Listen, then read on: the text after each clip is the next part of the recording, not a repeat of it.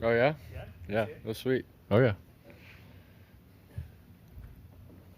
What's the, I guess the excitement level of starting a second straight game now? And it's been a while that now you're in just November football where it really matters. Yeah, I'm extremely excited. Feel great. Body feels great. So to be able to go back-to-back games and obviously try to win back-to-back games will be huge for us. But more than anything, it's a crucial time of the year. It's the end of the getting towards the end of the season. So obviously everybody knows November and December football is huge, especially going into playoffs and everything. So for us, this is a huge one. I think a lot of people looked at that last game and the reaction was, wow, he hit the ground running. He looked really good. What did you think when you looked at it, at the film?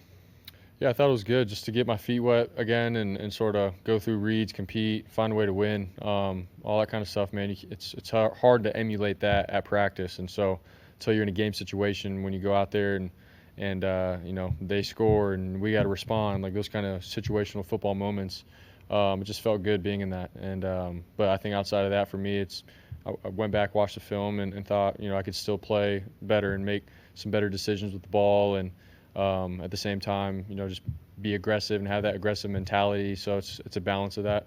And so that's just where I'm at after last game. But I think as an offense, we have a lot of momentum right now from that last game. But we got to find that again come Sunday or Monday night. So that's sort of where my mind's at, and after watching the game. Brock, you mentioned the offensive momentum, getting a full week of practice. Ricky gets a full week of practice this week. How close do you feel this offense is to kind of maybe taking off here down the stretch?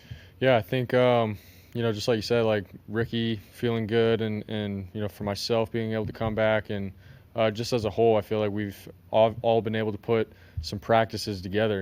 I feel like throughout the year, it's been someone's out, and there's been not a whole lot of consistency, but obviously guys have stepped up and done a great job. But it just feels good that we're all able to practice together, play a game together, watch film together, and grow in that regard. It's huge for the little details and stuff, especially in this offense in the NFL. And so that excites me. It excites all the other guys. But and sort of back to the last question, like it's the end of the season. We need consistency right now going into the end of the year and trying to get into the playoffs and all that. So um, it's huge for all of us, but we all feel really good about it. Along those lines, you haven't gotten a lot of overlap with Kendrick Bourne.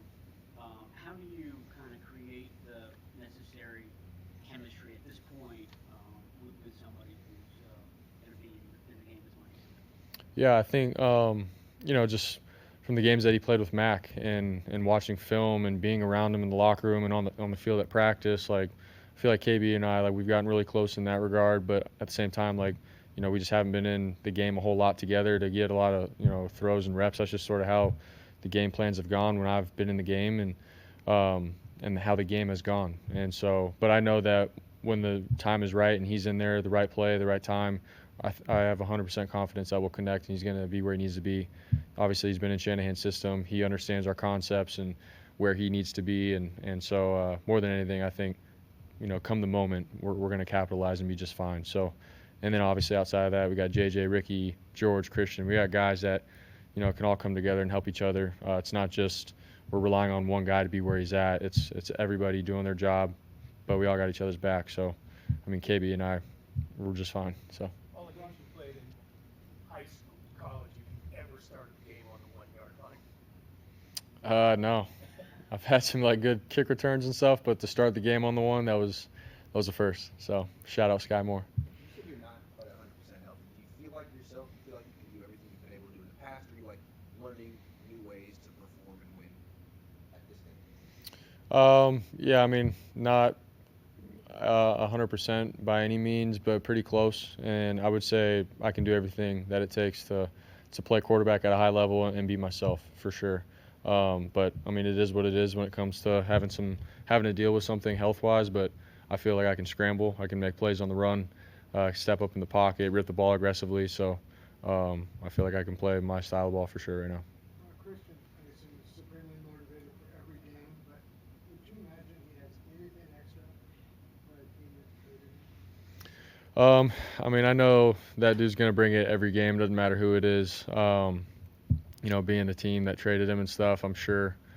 Christian just being the competitor that he is, like he definitely probably wants to go out and compete his butt off, but I feel like that's a question for Christian to answer. So, but knowing him and stuff, like, yeah, he's gonna have that chip on his shoulder for sure. So excited for him. You gave a non-answer. Okay, there you go. That should give you an answer. Headed into primetime Monday night football game, there's a strong connection between this team and the fan base. What does it say about the culture here that the support remains consistent no matter what the circumstances? Yeah, man. I mean, we call our fan base the faithful, and they show up. Doesn't matter where we're at, home, away. They've been an amazing fan base just over the years. Doesn't matter where we're at, the state of our season or anything. They're going to show up and have our back. So Monday Night Football late in the year like this, and a lot is on the line, and we all want to go out and show out for each other. But more than anything, our fan base, man, get that place rocking, get Levi's rocking. This is what it's all about. So we appreciate them, we love them, and we're going to play for them. Ron, I think I heard on a broadcast that you had reached out to other players who had toe issues, injuries. Can you share like some of those conversations and what you learned? And, I don't know, say who you talked to. Yeah, just teammates and stuff around here in our locker room, and receivers, DBs, everybody, you name it. Like, I was just asking guys, and a lot of guys have dealt with a toe injury at some point in their career, I feel like, and a lot of the guys that have, we're just basically saying that it's not going to be a thing that heals overnight. I mean, that's really just with any injury, man. It's not going to be perfect right away or anything, but you find ways to do what you can to keep strengthening it as you go along.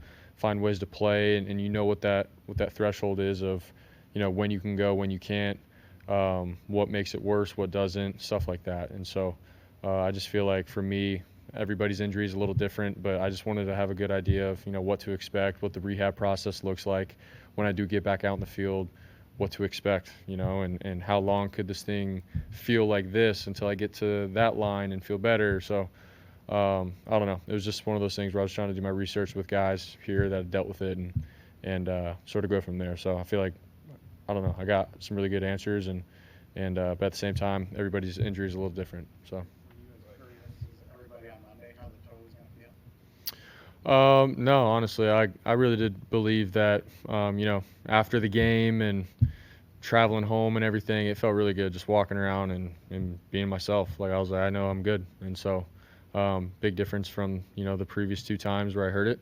And so Monday I woke up, went about my business, and feel great. I have one more question. Yeah. This is about Kyle Juszczyk.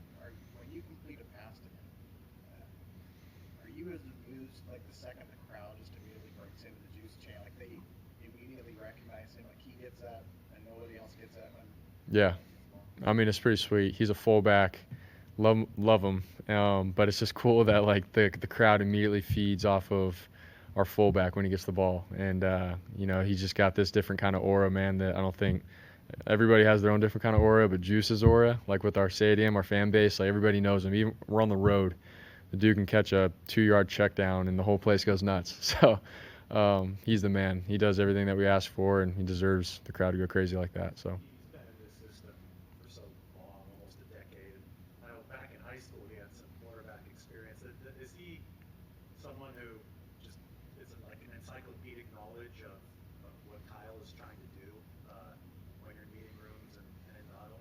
I mean, yeah, he's extremely smart, went to Harvard and all that, but more than anything, like just, his experience with football. He's been in the league forever and been around some good quarterbacks, and as the fullback, his position is obviously similar to a tight end and a running back. So like he has to sort of know our whole system, the motions, the routes, the checkdowns, you name it. So like he's in it just like the quarterback is. And so for him, man, I don't know, he's up there when it comes to understanding our offense and our system and having good football IQ. So honestly, like we got questions and stuff, we could always go to Juice, and he usually knows just about everything, but you just can't throw as good as a quarterback. So, thanks, guys.